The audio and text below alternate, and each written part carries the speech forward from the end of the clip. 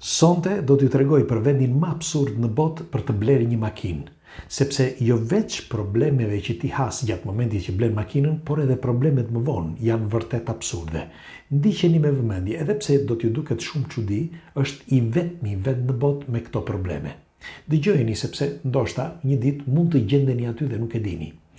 Kush është rastësisht si gjithmonë dhe nuk e ka bërë le t'i bëj like faqes që shihni sërish dhe faleminderit që jeni të rërë bashkë. Faleminderit shive.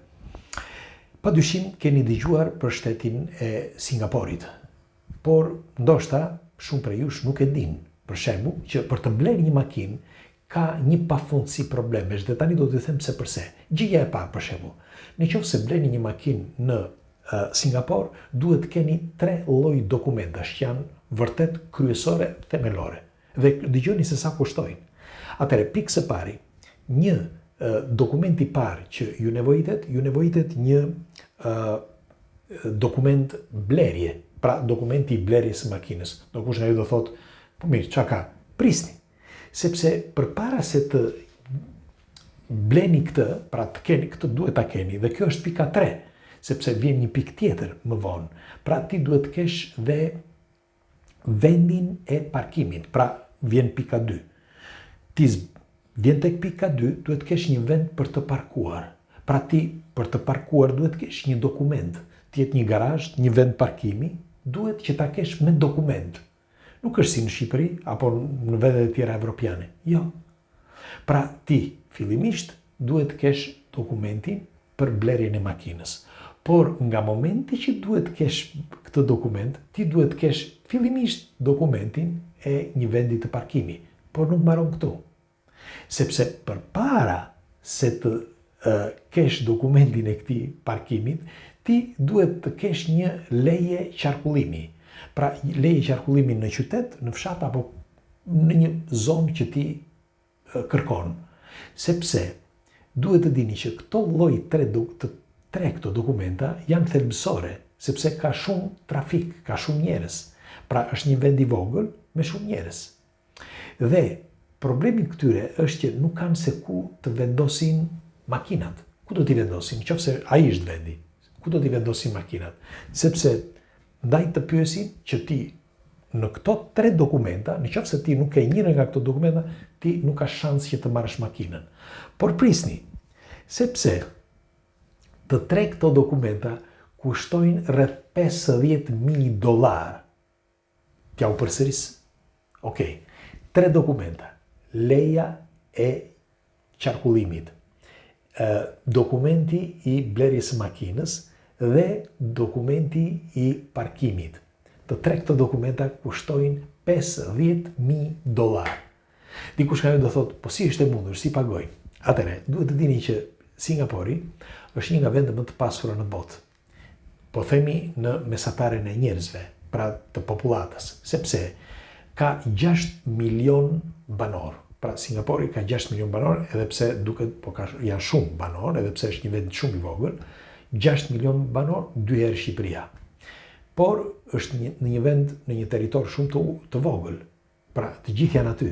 Dhe tjetra, në këtë 6 milion banor, ka rreth 250,000 milionerë. Pra 250,000 njerëz janë milionerë.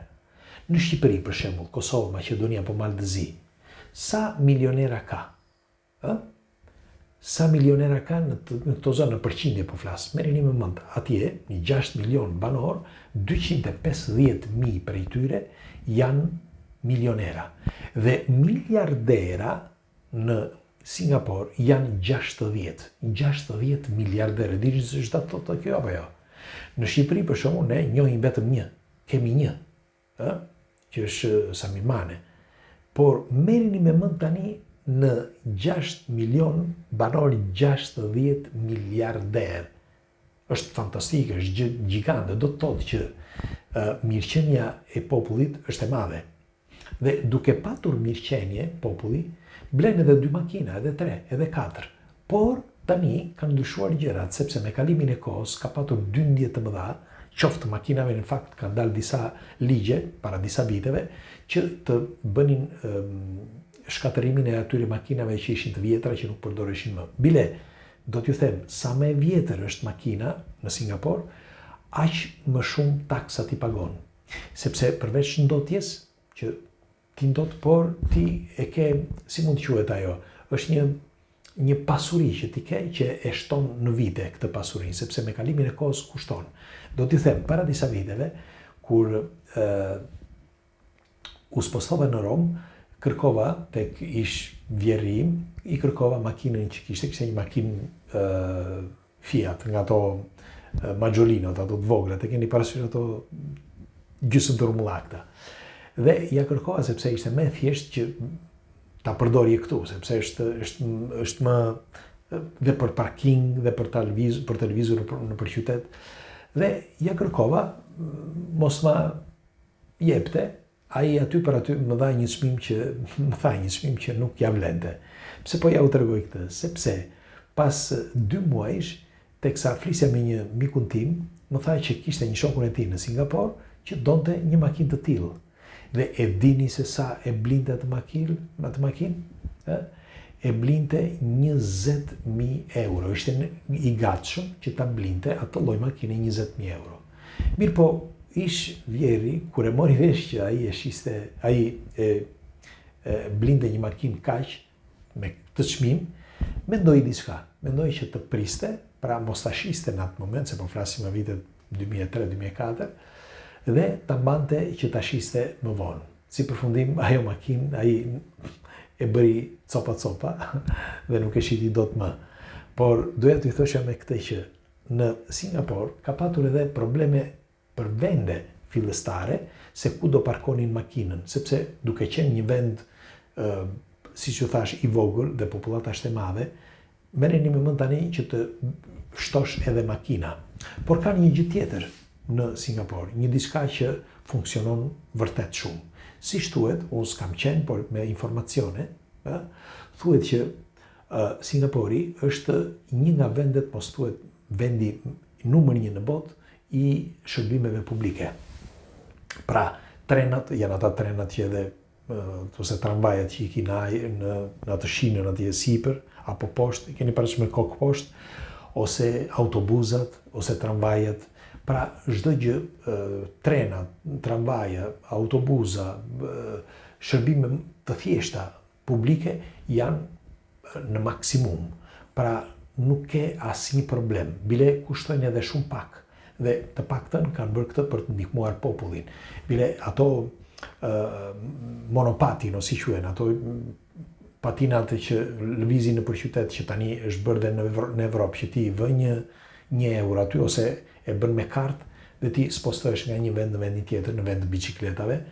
Këta në Singapur kanë vite që e bëjnë, pra është shumë më përpara. Bile, Singapuri është një nga vendet që pretendohet nga gjithë bota, si, le themi, zemra e botës, sepse nga aty linde edhe teknologjia, si për shembull edhe inteligjenca artificiale nga aty dhe tjera. Sepse, duhet të dini që edhe Bill Gates e filloi pikërisht aty.